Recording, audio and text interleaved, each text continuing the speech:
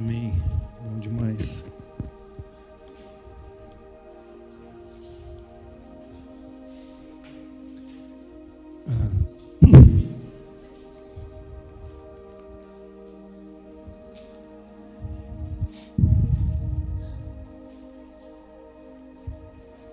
Amém. Bom demais. Quero agradecer a sua presença e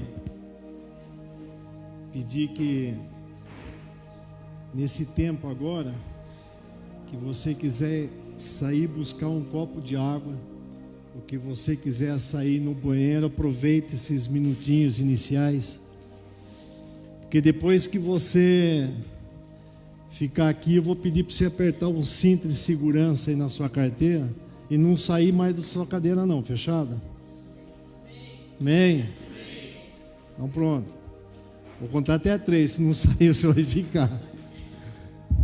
Esse mês de maio foi instituído aqui na nossa igreja falar sobre família. E primeiro domingo, um pastor que veio falar aqui, ele falou sobre namoro. Eu quero deixar bem claro para você, como foi deixado na época, que namoro não faz parte da Bíblia. Tá? Mas na Bíblia tem toda orientação para namoro. E isso foi falado aí. O segundo domingo foi o Dia das Mães, foi dia 8. E a irmã Eliane trouxe uma palavra maravilhosa sobre Maria, mãe de Jesus. E eu queria destacar algumas coisas que ela falou de uma maneira tão simples e tão profunda. Ela usou de uma simplicidade enorme, de uma profundidade maior ainda, para falar a respeito de Maria, onde ela expressou a visão de uma mãe através de outra mãe. Barato isso. E aquilo que ficou marcado para mim foi da pessoa que aborta no sentido de abortar, de aborto. A pessoa aborta os seus próprios planos para que Deus nasça, para que nasça o plano de Deus para a humanidade. Eu achei isso fenomenal, achei isso lindo demais. Terceiro domingo, veio um pastor aqui e falou sobre casamento, um sentido assim de casamento mais que um evento. Um casamento, ele começou falando sobre as doutrinas da igreja, sobre o casamento, e terminou por uma coisa mais light, sobre um encontro de casais, uma coisa mais light, mas foi muito bom. Quarto domingo, o pastor Ronaldo falou sobre hombridade, basicamente a diferença entre ser macho da espécie e ser homem, basicamente entre aquilo que é o carisma e o caráter, entre aquilo que é o carisma da pessoa que aparece ser o machão e o caráter daquele que age com hombridade. Isso foi o que ele falou. E eu quero falar, encerrando esse ciclo de palestras, eu quero falar sobre eu e minha vida serviremos ao Senhor. Amém? Lá em Minas Gerais a gente sempre iniciava o culto falando bom demais, né? Bom demais estar aqui, né? Ou então se falava, ô trem bom sou, né? E tem tudo a ver bonde com trem, né? Bom demais, não é bom demais, né? O paranaense, o paulista, ele fala bom demais. Nós falamos bom demais, né? E o bonde é o primo menor do trem, né? Gozado que lá em Minas tudo é trem, né? E o trem é coisa. Você está numa estação ferroviária, a coisa está vindo. Trem bom. Mas por que eu estou falando tudo isso aí? Porque a gente tem uma mania de relativizar todas as palavras, né? Você começa com bom dia. Bom dia. Daqui a pouco você fala bom, daqui a pouco você fala dia. né? Paz do Senhor. Paz do Senhor, paz, irmão, paz. Passou. Paz do Senhor. E na década de 80, não estou lembrado, o pastor Ronaldo, mais velho que eu, está lembrado, começou a aparecer uma caixinha de promessa. Alguém lembra dessas caixinhas de promessa? E a caixinha de promessa é aquela: o Senhor é meu pastor, nada me faltará, né? Tem muitas outras palavras. Tudo posso naquele que me fortalece. E nenhuma dessas promessas especifica o que aconteceu antes. Quando a pessoa fala, o Senhor é meu pastor, nada me faltará, ele esquece, ele é o resto.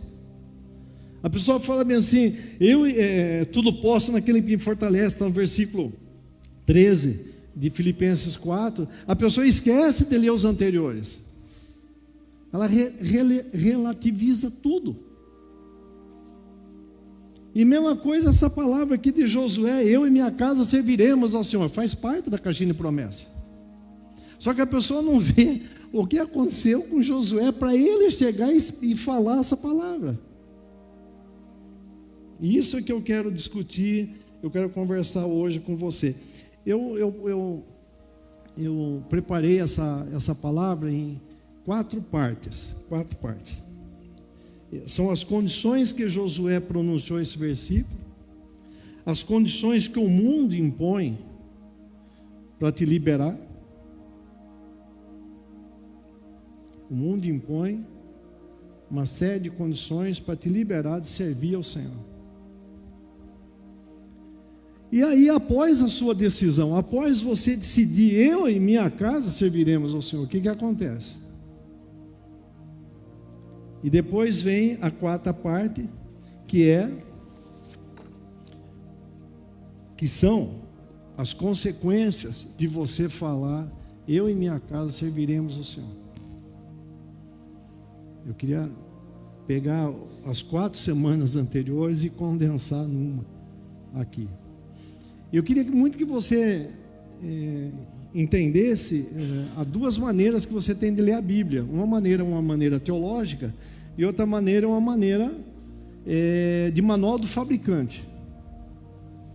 Como eu sou engenheiro e não pastor, eu vou deixar essa parte teológica de fora e vou partir para a parte prática, vou partir para a parte do manual do fabricante, que é mais do meu métier, mais do meu entendimento. Vou para quê? Então eu quero deixar claro com você o seguinte: quando você levanta de manhã e você escolhe uma roupa, botou blusa, botou aquilo, de repente abre um sol de 40 graus, você passa o maior calor do mundo. Então, espera um pouquinho. Você fez uma escolha e sofreu uma consequência. E é isso que eu quero falar. Você tem uma escolha: eu e a minha casa serviremos ao Senhor. E isso vai gerar uma consequência. E é isso que eu quero falar. Só que eu quero aumentar um pouquinho o negócio. Nós vamos estar até as 2 da tarde, porque o Sebastião ligou para nós que só vinha às 2 da tarde. Então nós vamos ter que esperar aí. Quero que você abra a sua Bíblia em Josué capítulo 24, o versículo 13 e o 15. Explicar para você: Josué 24 é o último capítulo do livro de Josué.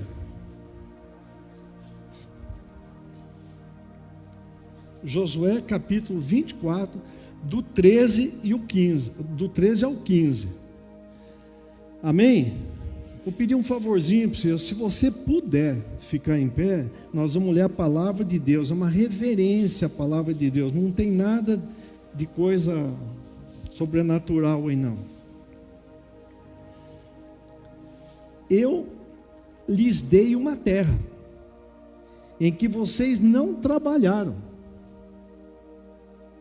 cidades que vocês não construíram.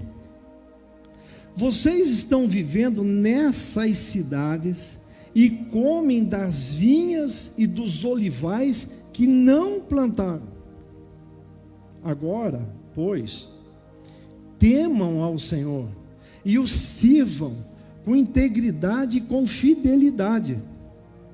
Joguem fora os deuses que os pais de vocês serviram do outro lado do Eufrates e no Egito, e sirvam ao Senhor.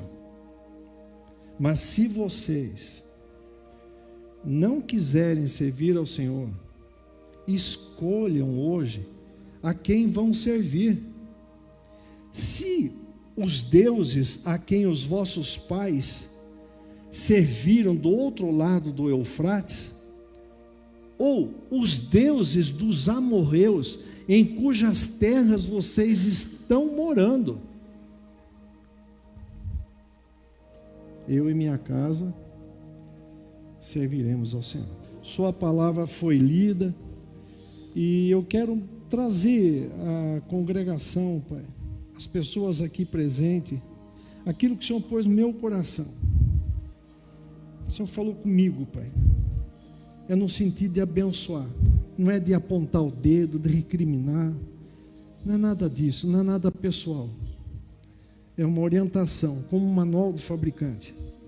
Transforma as nossas vidas. Pai, em nome de Jesus, não deixa que ninguém saia daqui da mesma maneira que entrou, Pai. Em nome de Jesus. Amém? Pode sentar, irmão. Agora bota o cinto de segurança aí que o troço vai pegar. Eu fico vendo, eu fiquei estudando esse texto aí, e nós estamos falando do último capítulo do livro de Josué. Depois do versículo 15, você vai ver que fala da morte de Josué. Fala da morte do profeta Eleazar, fora da morte dos anciãos de Israel. O povo já estava morando lá na terra prometida. Josué já tinha saído do acampamento de Gilgal, já tinha ido lá para Siquém. Só para você ter uma ideia de localização, aqui está o Mar Morto. O Gilgal está um pouquinho aqui em cima, um pouquinho mais para cima fica Siquém, né? E Josué já estava morando lá, o povo já estava morando lá em Siquém, já tinham construído altares ali. E ele pega então, e está no final da vida dele, ele reúne todo o povo que o conhecia, o povo que tinha acompanhado no deserto, ele reúne todo aquele povo e senta ali, ele tem uma conversa com eles, e ele conclui essa conversa com essa frase: eu e minha casa serviremos ao Senhor. Mas você não pode esquecer, da onde Josué saiu?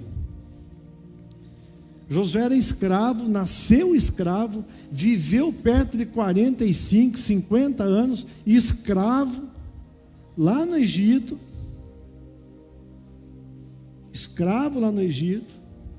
o povo todo escravo no Egito, e ele pega e fala, ele é comissionado como vice-assessor de Moisés, vice-encarregado de assuntos de Deus aqui na terra.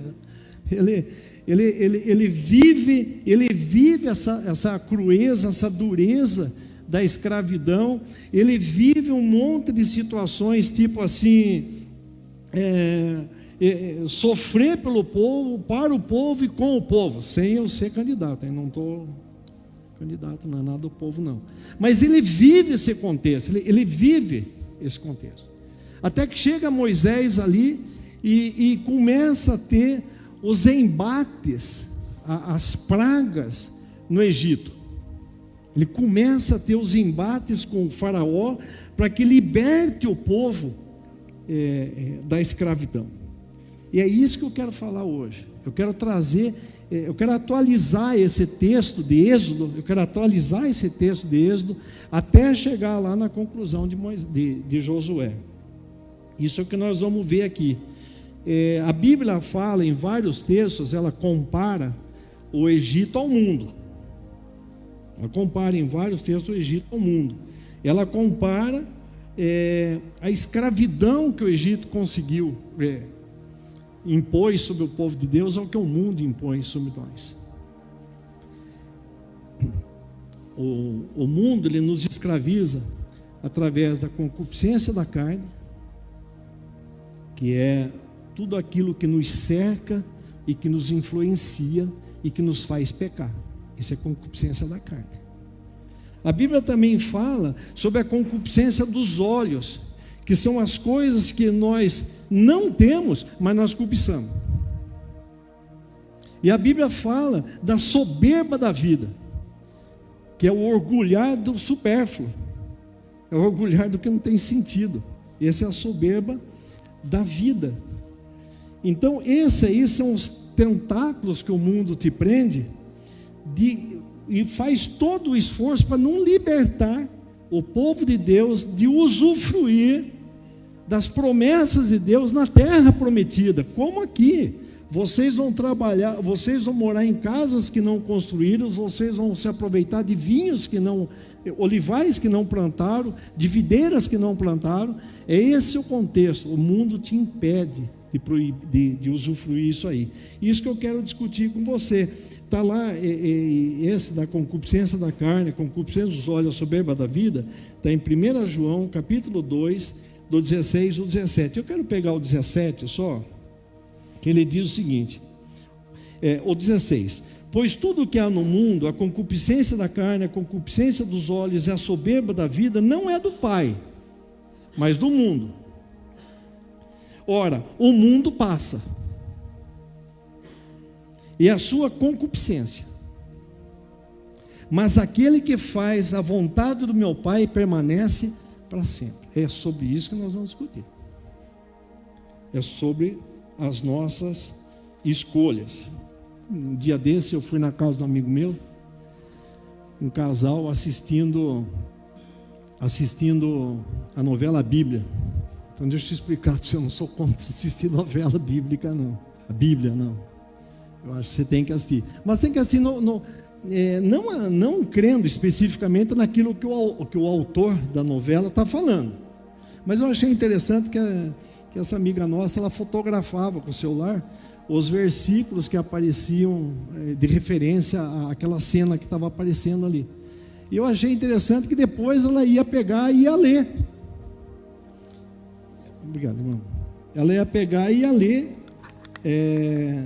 ia comparar, ia verificar se aquilo mesmo.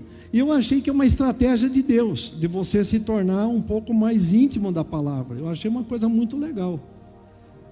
Mas naquele momento que a gente estava assistindo ali, estava sendo passado sobre as pragas do Egito, está sendo passado sobre a briga, entre aspas, entre Moisés e o faraó. E eu pude perceber em três apenas, quero resumir apenas em três condições que faraó propôs para libertar o povo de Deus, para que fosse cultuar e celebrar o Senhor. Três condições. A primeira está em Êxodo, capítulo 8, 25 ao 28. Hoje nós não temos aqui, uma pena, mas está passando aqui? 8, do 25 ao 28.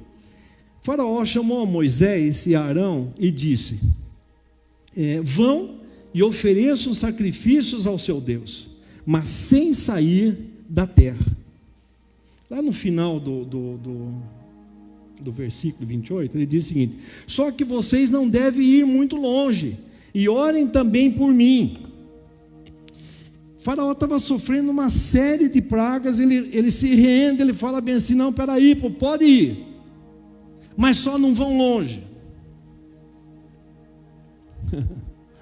E o longe aqui para Josué, como lá no texto nosso de Josué, longe aqui para Josué é a distância, que ele fala bem assim: eu e a minha casa serviremos ao Senhor. Esse é o longe para Josué. O mundo ele põe em nós o ecumenismo, né? Todos os caminhos levam a Roma, todas as religiões levam a Deus. Não é assim.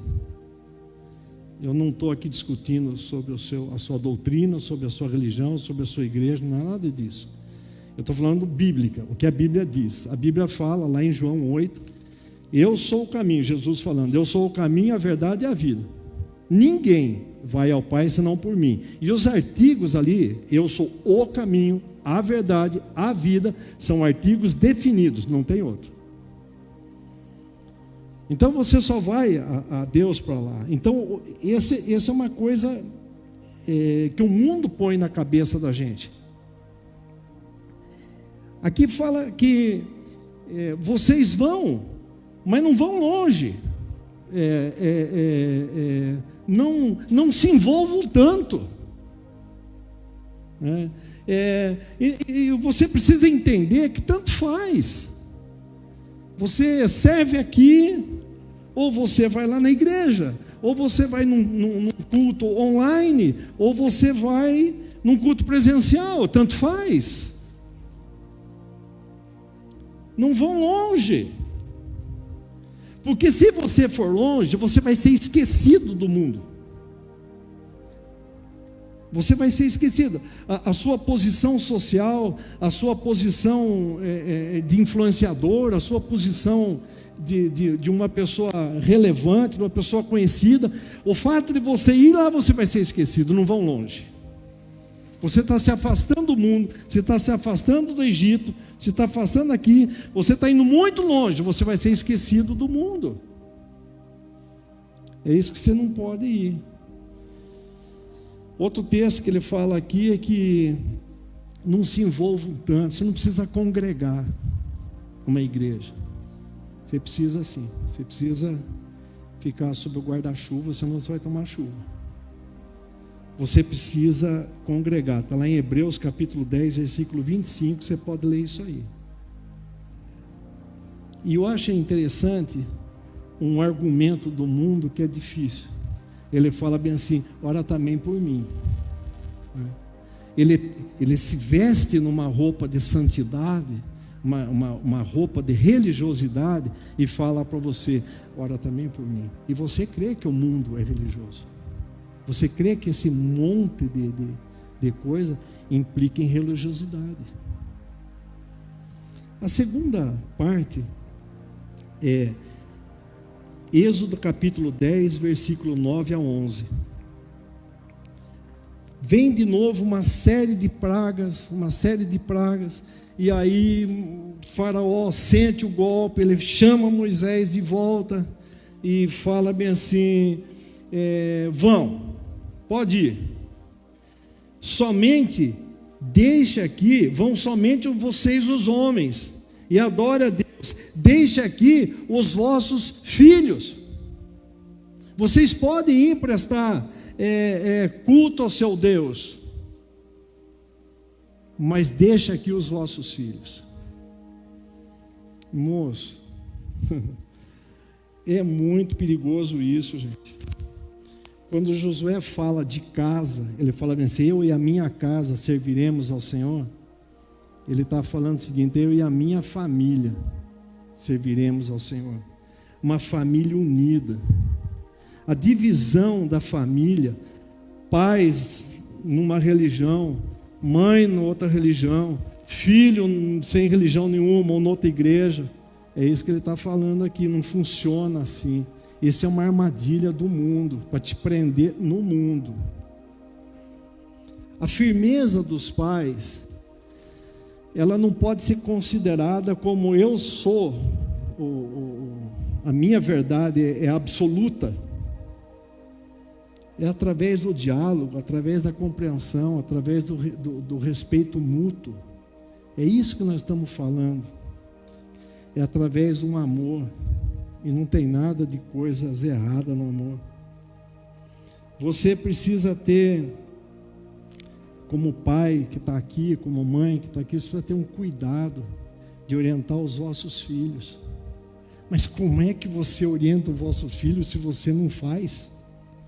Como é que você orienta o vosso filho se você não compreende nem para onde você quer ir? Festejar o Senhor somente em família.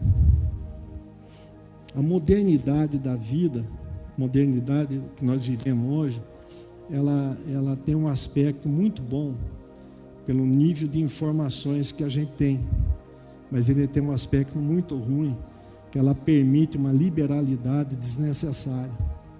São pais que têm que trabalhar fora, são mães que têm que trabalhar fora, são filhos que ficam abandonados, ou dentro de uma escola de 8 horas, escola integral, ou fica em parte dentro das casas. Não raro, vou me referir ao pastor Ronaldo de novo, na idade dele, né, na época dele, ele tinha 1 quarto, 2 quartos, ou 3 quartos, uma casa e um banheiro. Tinha uma televisão, quando tinha, se não era rádio, chuvisco, por imagens holográficas, uma só televisão. Hoje, cada filho tem o seu quarto, cada filho tem o seu banheiro, cada filho tem o seu computador, cada filho tem a televisão, cada filho tem a sua ilha. E aqui ele está falando, eu e a minha casa, eu e a minha família, nós serviremos ao Senhor, não como residência, mas como família. A terceira proposta ou imposição de Faraó, está lá em Êxodo capítulo 10, do 24 ao 26. Então Faraó chamou Moisés e disse: vão e adorem o Senhor, fiquem somente os seus rebanhos e o seu gado, pode levar seus filhos, pode ir longe, mas deixa aqui no mundo os vossos bens.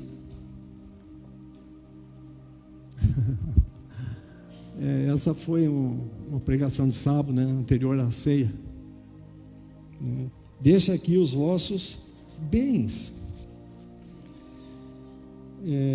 Se você voltar lá ao texto de Jeremias, capítulo 24, do 13 ao 15, você vai ver que a obra de Deus, ela é compartilhada com o ser humano. Você vai viver em casa que você não construiu, vai tomar vinho que você não plantou a videira, você vai usar do azeite que você não plantou a oliveira. Então a obra de Deus, os benefícios de Deus, vai ser compartilhado com o ser humano. E o ser humano não quer compartilhar com Deus.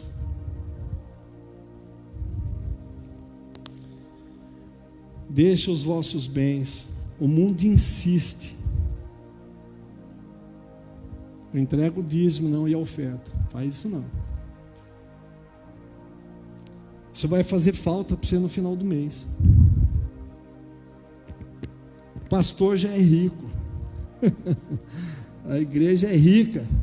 Você só não pode esquecer que o pastor é o primeiro fiel dizimista da igreja. Se não for assim, o ministério é bloqueado. Ele é o primeiro, ele é o exemplo. O mundo e o dízimo, você precisa entender uma coisa, que o impedimento do mundo, quando o mundo fala isso para você, é para que você não seja abençoado. Você não seja abençoado. Livro do profeta Joel, capítulo 1, versículo 4, ele fala de 4 gafanhotos. E o gafanhoto, ele tem uma propriedade exclusiva, que é de dizimar por onde ele entra. Aquele que já morou na roça sabe do que eu estou falando. E aí é que vem uma coisa legal. Há uma diferença substancial entre dízimo e dizimar. Dízimo é um substantivo que não pode ser conjugado. Dizimar é um verbo que significa aniquilar, acabar, destruir.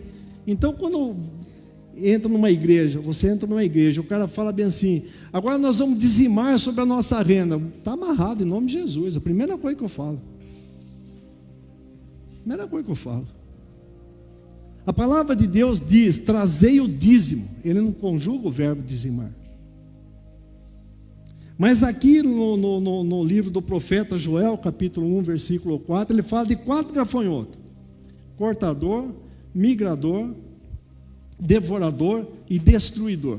E tudo são ondas de gafanhotos, que um corta um pedacinho, o outro migra de um lugar para o outro devora e o outro destrói. Legal que quando você lê lá no versículo 2 do livro de Joel, ele vai falar que por amor a você, eu e você, por amor a você, Deus elimina 3 gafanhotos: cortador, migrador e destruidor. A impressão que dá é que Deus esqueceu de um deles. A impressão que dá é que Deus esqueceu do devorador. Mas lá no último livro do Velho Testamento, livro de Malaquias, Deus retorna ao devorador. Ele fala bem assim: trazei todos os dízimos à casa do tesouro, fazei prova de mim, e eu repreenderei o devorador da sua vida. Três gafanhotos Deus elimina por amor a você. Ele precisa da vossa ação para você ser abençoado. E eu quero dar um testemunho pessoal. Primeira vez que fui dar um testemunho na minha vida, eu perguntei para o Luciano: Luciano, eu queria falar para as pessoas que vão me ouvir, é que eu tenho a impressão que Deus cuidava de mim desde que eu nasci. É um cuidado de Deus desde que eu nasci.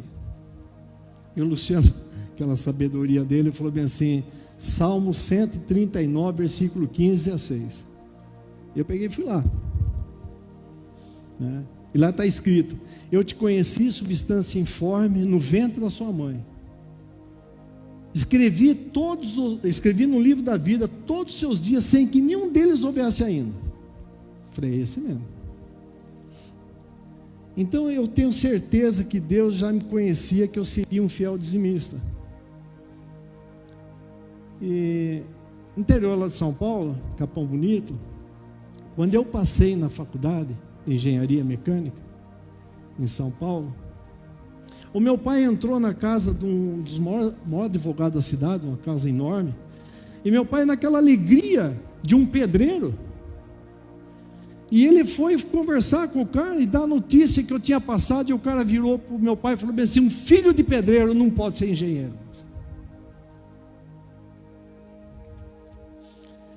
Foi duro, cara. Meu pai saiu ali arrasado, e eu me formei engenheiro,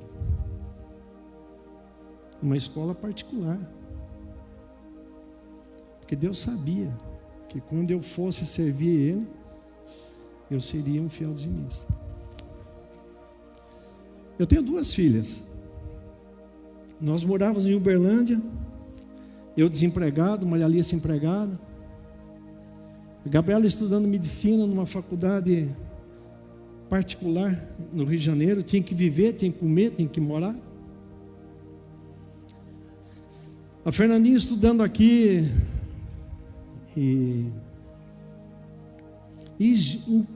incansáveis vezes as pessoas falavam para nós: vocês passam a maior dificuldade, vocês passam a maior pindaíba, porque vocês querem que suas filhas estudem. Deixa eles parar de estudar, use esse dinheiro, vão viver.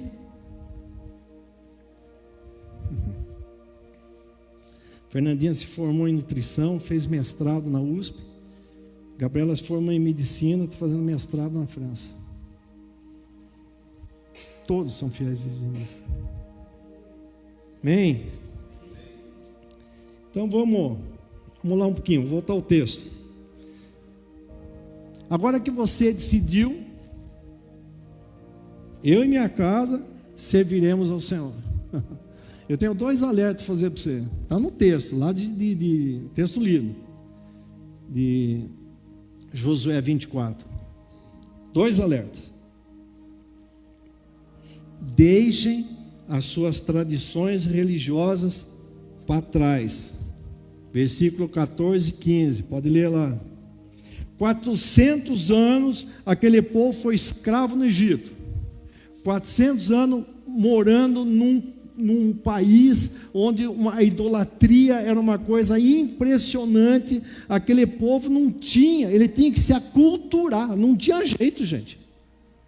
Então ele tinha que se aculturar com milhares, centenas de deuses. Ele tinha que se aculturar. 40 anos esse povo vem no deserto, 40 anos esse povo vem no deserto, e a Bíblia fala que quando Josué estava em Siquém, ele fala para os caras o seguinte: deixa essa religiosidade para lá do Jordão, e mesmo assim vocês passaram com essa religiosidade para cá, larga eles lá, meu. Você já imaginou? Eu parei para imaginar sobre esse texto, cara. Eu parei para imaginar. Os caras viram as tremendas maravilhas de Deus lá no Egito. Eles foram libertos, eles saíram de lá livres. Eles caminham 40 anos ainda carregando os deuses do Egito. Olha o texto lido, gente. Olha o texto lido. Agora, pois, temam o Senhor e sirvam com integridade e com fidelidade, e joguem fora os deuses que vossos pais serviram do outro lado do Egito. Mas se vocês não quiserem servir o Senhor, escolha quem vão servir. Se os deuses a quem vossos pais serviram, os caras ainda estavam presos àqueles deuses. Viram a rocha botar água, viram, caiu o maná do céu, foram curados de cobra. 40 anos depois, entra na terra da promessa, ainda está preso lá atrás. Deixa as suas tradições religiosas. Meu pai foi assim, meu avô foi assim, minha avó foi assim. E aí tem um agravante maior ainda. Vai no texto lido lá. Se os deuses a quem vossos pais serviram do outro lado do Egito, ou os deuses dos amorreus, cujas terras vocês estão entrando e morar. Você imagina, meu? O cara tem lá um caminhão de Deus lá, atravessa o Jordão, vai encontrar outro caminhão de Deus aqui, meu.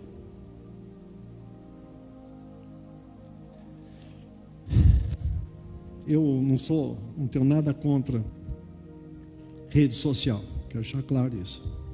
Instagram, Facebook, o que mais que tem? Twitter, o cara já está no Twitter. Deve ter mais um monte aí. Eu não sou nada contra isso. Eu sou contra você viver a vida do outro. Você esquece de viver a sua vida. Eu sou contra você viver a vida do outro. Esses são os deuses hoje imperceptíveis que o mundo está oferecendo. A segunda orientação, segunda coisa que eu digo, renova o vosso entendimento. Não toma a forma do mundo. A forma do mundo se deixou para o outro lado, você passou para cá, você está vivendo uma nova vida. Deixa lá. Renova. Não toma a forma do mundo, não. Ah, mas o mundo diz assim. Ah, mas a sociedade só me aceita se eu for assim. Deixa lá. Renova a vossa mente, para que você possa experimentar a boa, agradável e perfeita vontade de Deus. Muitas vezes você pensa que essa vida que você leva é a melhor. Não é. Deus tem o melhor para você. Mas você precisa declarar para Ele: eu e a minha casa vamos servir ao Senhor. Aí, amigo, vem um pepino grave. Aí você pergunta: tá bom, beleza, eu e minha casa decidimos que nós vamos servir ao Senhor, nós vamos deixar para trás as tradições religiosas, nós vamos renovar a nossa mente, não vamos nos conformar com o mundo. Mas peraí, calma. Como é que eu vou viver no mundo? Como é que eu vou viver no mundo? Como é que eu vou manter os meus negócios no mundo? Esse mundo caído, esse mundo corrupto, esse mundo idólatra. Como é que eu vou viver isso daí? Me explica como é que eu vou viver.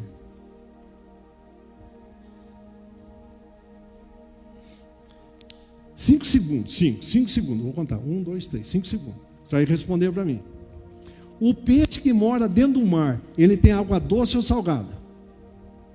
5 segundos. 1, 2, 3, 4, 5. Passou. O peixe que mora dentro do mar, peixe lá, ele tem água, a carne doce ou salgada? Doce, ué. Senão você não precisava temperar. Mas como que ele não tem a carne salgada? Um maluco? Não passa pela guelra dele as águas do mar? Água salgada? Tecnicamente ele tem que ter a carne salgada. Não tem outro jeito. Mas essa é a lição. Você não precisa sair do mundo. Você não pode se contaminar com ele. Vamos lá. Eu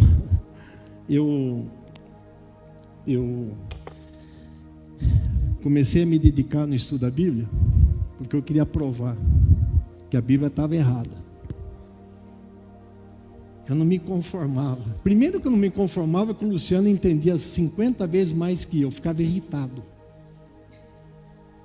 Luciano, tal versículo, tal lugar, tal versículo, tal lugar, tal assunto, tal lugar. Isso me irritava profundamente. Eu falei, eu vou aprender mais que esse cara.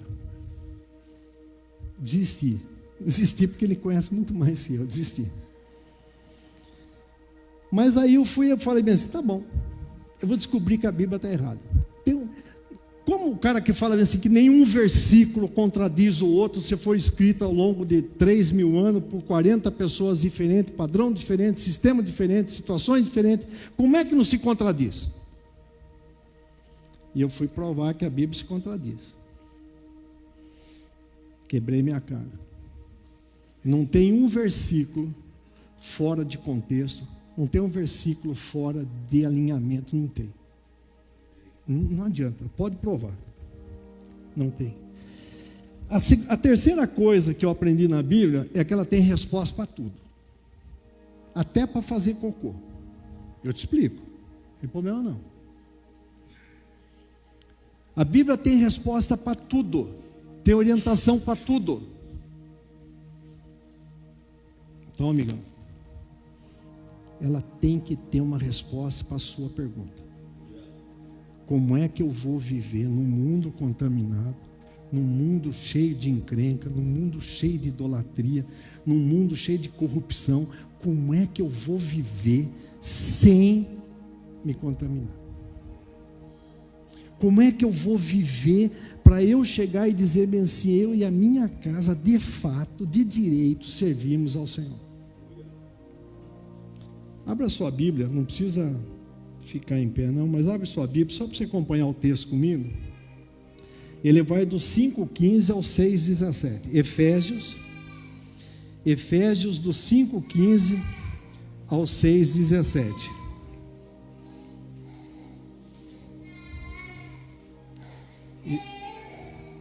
Efésios do 5,15 ao 6,17. Pode deixar que ele chore, que é quebrantamento, não esquenta a cabeça não. A primeira parte que você tem que guardar aí, Efésios 5,15 ao 5,21, é o relacionamento prioritária, a primeira prioridade, são 5 prioridades que você vai viver no mundo sem se contaminar com ele. A primeira prioridade é Deus sobre todas as coisas. Está lá do 5:15 ao 5:21. É quando ele fala bem assim que você vai conversar com as pessoas, com salmos, com hino, com cânticos espirituais. Ele vai dizer para você que você deve ter, sempre dar graças a Deus por tudo o que acontece na sua vida. Ele vai dizer para você que você sujeite-se um ao outro no amor de Cristo. Eu não estou me detalhando aos textos por causa do tempo, mas eu quero que você entenda isso daí. É Deus sobre todas as coisas. Agora tem um pepino sério aqui, meu. Priorizar a Deus sobre a todas as coisas, não como uma opção em tempo de dor. Não como opção em tempo de dor. Passou a dor, passou a priorização. Não funciona assim. Você precisa entender que o mundo jaz no maligno, ponto final. Tudo que acontece aqui dentro é de ruim. O mundo jaz no maligno. Então, aquilo que passa uma dor agora, lá na frente ela vem de novo. O que nós precisamos ter é um relacionamento com Deus, que Ele nos dê sabedoria para passar esses momentos ruins sem ter problema com Ele. Nós precisamos ter sabedoria. Tem muitas pessoas que falam: Senhor, eu não quero ficar doente, Senhor, eu não quero isso, Senhor, eu não quero aquilo, Senhor, não me traz isso, Senhor, não me traz aquilo. Não, amigo, esse é o mundo que te traz. O que você precisa ter é a sabedoria de Deus para sair dessa situação. Mas não, Senhor, eu vou orar porque vai acontecer, eu preciso de uma coisa, orou, aquela coisa aconteceu, esquece. Isso não é priorizar. Priorizar Deus sempre. Agora, uma coisa interessante, que priorizar Deus não é priorizar a igreja. Você precisa entender isso. Não é priorizar a tua religião, não é isso. A Bíblia fala, vamos lá, a Bíblia fala que vós sois templos do Espírito Santo. A Bíblia fala que Deus não habita em templos construídos por mãos humanas. Tem muitas pessoas e muitas igrejas e muitas religiões que dizem o seguinte: a grandiosidade do templo revela a grandiosidade de Deus. Está lá o templo de Salomão, uma das coisas mais lindas do mundo. Louvado seja Deus pela igreja universal. Mas que aquilo ali seja uma arapuca, que as pessoas vão ali para ver a grandiosidade do templo e rendam-se ao Senhor Deus Todo-Poderoso. Mas não significa que aquela igreja tem mais poder. O poder está em você. Você é templo do Espírito Santo. Eu não discuto sobre estrutura de igreja. Você tem que ter uma estrutura de igreja. Eu estou discutindo isso com o pastor Ronaldo. Você tem que ter uma estrutura para atender o adolescente, para atender o infantil, para atender o adulto, os velhos, né? Você precisa ter uma estrutura para dar um suporte para os casais, né? Mas não significa que isso está Deus ali. Deus está em você. Você é templo do Espírito Santo. Está lá em 1 Coríntios, capítulo 6, 19. Você é templo do Espírito Santo. Nós criamos as nossas 2 filhas aqui. Com estrutura, sem estrutura. Uma época tinha estrutura, outra deixou de ter. Mas são bênçãos de Deus. Amém? A segunda parte é o relacionamento. A segunda prioridade. Primeira é Deus, segunda é o cônjuge. Segunda é o cônjuge. É assim, nós estamos estudando as 5 prioridades para você passar no mundo sem se contaminar com ele, amém? A segunda é o cônjuge. A palavra de Deus diz lá em Efésios 5, 22 ao 33. E no 22, ela tem uma palavrinha que é dura de engolir, que é submissa. Mulheres, sejam submissas aos seus maridos, e vai daí para frente. Isso aí, quando você fala para uma mulher, ou quando você fala no encontro de casais, tem 4 dias de briga. Mas não é isso. Esse vidrinho está sobre a mesa. S-O-B-R-E, sobre a mesa. Esse vidrinho está sob, S-O-B, S-O-B, está sob a mesa. Submissa. A palavra liga lá submarino. O ambiente do mar, você tem o submarino. Então você lembra de submissa. É uma mulher que está inserida, mergulhada na missão do seu marido. Isso é submissa, isso que o texto está falando. A palavra de Deus diz em Gênesis capítulo 2, versículo 18, que eu lhe farei uma esposa que seja ajudadora, idônea e que lhe corresponda. Ela é o suporte do marido. O marido tem que entender que para ter uma esposa submissa, uma esposa inserida, uma esposa inserida na sua missão, o marido precisa entender qual é a sua missão. Ele precisa ter esse entendimento. Aí a mulher é submissa. Mas o cara nem sabe o que ele quer.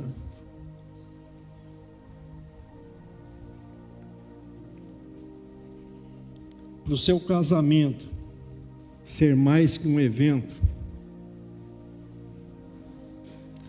envolve o seu comportamento. Nós já discutimos aqui que amor está longe de ser sentimento. O amor descrito na Bíblia, Coríntios 13, está longe de ser um sentimento.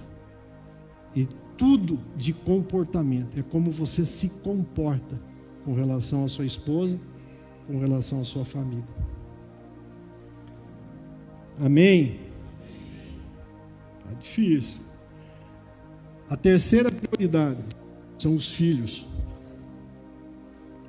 Efésios 6, 1 a 4. Filhos, obedeçam aos seus pais no Senhor, por isso é justo.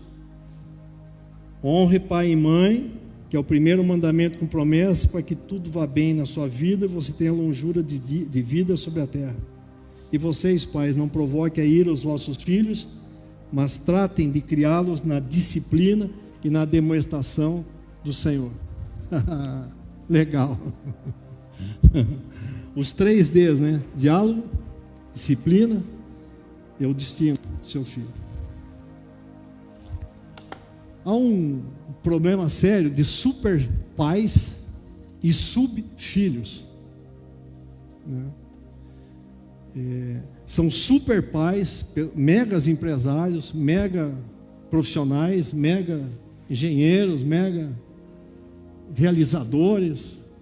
São super pais e subfilhos, subalternos filhos, né? São filhos inseridos nas alternativas dos seus pais. Ele não tem manobra ele não tem manobra, ele não tem área de escape, ele está inserido nas alternativas que o pai propôs para ele. Lembra do Pelé? Edson Arantes do Nascimento? Maior jogador do mundo, maior atleta do século XX. Ele tinha um filho chamado Edinho. E ele botou na cabeça que o cara ia ser um jogador de futebol. Quem botou na cabeça? Pelé. Esqueceu de perguntar para o menino o que ele quer ser. E ele se frustrou. Pelé usou toda a estrutura, todo o conhecimento, mas não deu certo. Talvez ele fosse um outro cara bom, numa outra profissão. Esse é o relacionamento com os filhos. E quando ele fala aqui de disciplina, ele está falando português, matemática, inglês, francês. Ele fala, ensina os seus filhos na disciplina, nas disciplinas do Senhor. Mas como é que você vai ensinar os filhos na disciplina se você não conhece? Como é que você vai explicar aos seus filhos se você não conhece as disciplinas do Senhor? E quando ele fala de demonstração, e a Bíblia fala lá em Provérbios, fustiga o menino, né? Falar em Provérbios, ele está falando o seguinte: trata o seu filho da mesma maneira que você quer que o teu pai trate você, que é Deus. Como é que você quer que Deus trate seus deslizes? Na pancada? Mas por que você quer tratar seu filho na pancada? Não estou falando. O que está faltando é diálogo, o que está faltando é disciplina, para que levar ao destino dele. Tem que ter hierarquia. Pais, filhos, numa competição de quem ama mais. Pais, como exemplos de futuros pais. É legal, né? Você virar um filho ligar para você e falar bem assim, eu quero ser igualzinho a ele. Quando a minha menina falou isso para mim a primeira vez, eu falei bem assim, seu pai é muito ruim, muito pecador. Não entra por aí não. Seja melhor. Relação quarta, relação entre para você viver nesse mundo sem se contaminar com ele, a quarta prioridade é a relação entre patrão e empregado. É no teu trabalho secular. Está lá em Efésios capítulo 6, do versículo 5 ao 9. Eu acho muito interessante que ele fala o seguinte: sabendo que o Senhor, tanto deles como de vocês, está nos céus, e que Ele não trata as pessoas com parcialidade. Não tem essa história que o patrão é cristão e pode desmerecer ou tratar mal o seu empregado. Tem um que é patrão sobre todos nós. Outra coisa interessante que você precisa entender é que você deve agir no serviço com liderança. Mas a liderança, ela provém de poder e provém de autoridade. A liderança que provém do poder, principalmente quando você herda uma empresa. Você não fez nada, mas é dado um poder porque você é filho do dono. E a outra liderança é aquela que vem pela autoridade, onde você conquista a autoridade, você conquista o direito de ser líder pelo seu procedimento. Não aprenda o dia a dia da gente.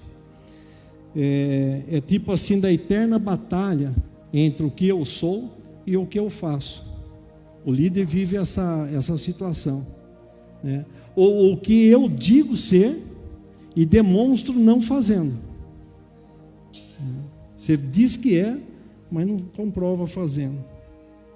Você precisa entender a situação de temor e tremor. Quando fala que a gente comparece diante de Deus com temor e tremor, a gente está falando de temor de respeito e tremor de reverência. Amém? A quinto item, e para terminar essas 5 prioridades que você vive no mundo, sem se contaminar com ele, está lá em Efésios capítulo 6, do 10 ao 17, que é o seu ministério na igreja. Você já imaginou isso que eu falei? Você já se tocou nisso? Deus sobre todas as coisas, o cônjuge, o filho, o trabalho secular e o ministério na igreja. Tem gente que faz isso. Tem gente que põe o ministério na igreja em primeiro lugar. Estava conversando com o pastor Ronaldo, nós fomos fazer um trabalho no Japão. Família destroçada do pastor da igreja, porque ele priorizou 100%. A igreja. Ele não olhou para os filhos, não olhou para a esposa. Tem que ter um equilíbrio, tem que ter uma prudência. Trabalho na igreja, trabalho fora da igreja, dentro da sua casa, junto aos próximos, longe dos distantes, você tem que ser o mesmo, não pode mudar, tem que congregar, tem que ter um fiel testemunho, tem que ser um exemplo de fé e conduta. Você tem que viver o tripé da fé, batismo, a ceia e o dízimo. E a sua vestimenta tem que ser a armadura de Deus. E eu quero chegar na consequência final. Deixando o mundo e se entregando aos cuidados de Deus, você será enriquecido com os tesouros do mundo. Está lá em Êxodo capítulo 11, versículo 2. Diz a Bíblia que o povo de Israel, quando foi sair do Egito, que eles foram para sair para cultuar a Deus, para habitar a terra da promessa, os egípcios deram ouro, prata, roupas, gados, ovelhas, deram tudo para eles. Quando você deixa o mundo e se entrega aos cuidados de Deus, o mundo dá tudo o que você pensa de bens que ele tem para você. A primeira consequência. A segunda consequência, deixando o mundo e se entregando aos cuidados de Deus, o mundo perde a sua continuidade, perde o fruto do seu vigor. A Bíblia é muito clara nisso. Tudo aquilo que fortalece o mundo, tudo aquilo que vai dar continuidade da maldade do mundo, ele para quando você entrega a sua vida a Jesus. A Bíblia fala que para você ser liberto do mundo, que o povo de Deus se liberte do mundo, o anjo do Senhor matou os primogênitos do Egito. Então tudo aquilo que é a virilidade, tudo aquilo que é o primeiro fruto do ser humano, acabou. O mundo perdeu a sua força. A terceira parte é que quando você deixa o mundo, se entrega aos cuidados de Deus, o mundo perde o poder de subjugar.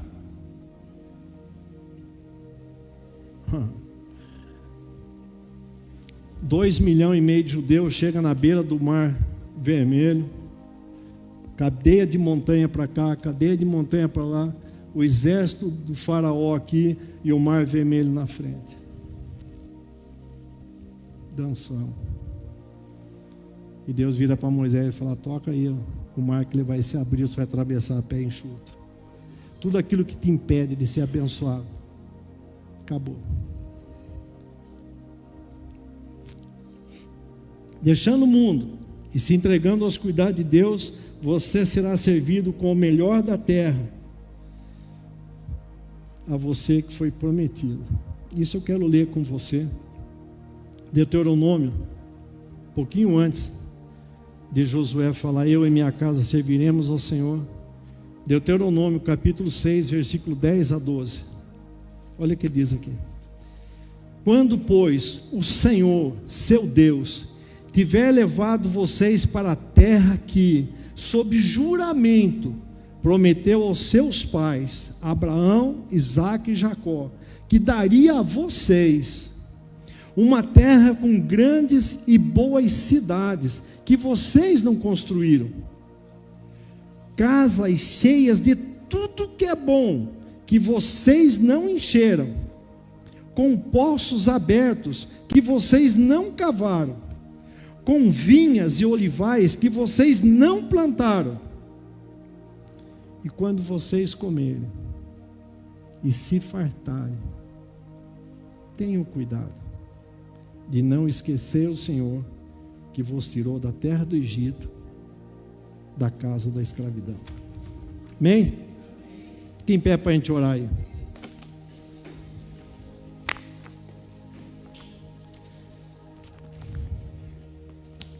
Pai, em nome de Jesus, quero te louvar, render graça ao seu santo nome. E o Senhor ministrou no meu coração essa palavra. Eu agradeço cada um que se dispôs a estar aqui hoje. Não houve crítica nem discriminação, ninguém, nenhuma religião, nenhuma pessoa. Mas é a palavra do Senhor. Cada texto daqui tem a sua referência bíblica. Eu só tomei emprestado do Senhor para ministrar no meu coração e no coração de cada um, Pai. Graça do Senhor envolva, a graça do Senhor transforme, e a graça do Senhor dê o equilíbrio para que a gente possa viver nesse mundo sem se contaminar por ele, e que nós possamos declarar, não somente com as nossas bocas, mas com as nossas atitudes: eu e minha casa serviremos ao Senhor. Em nome de Jesus. Amém? Bom demais.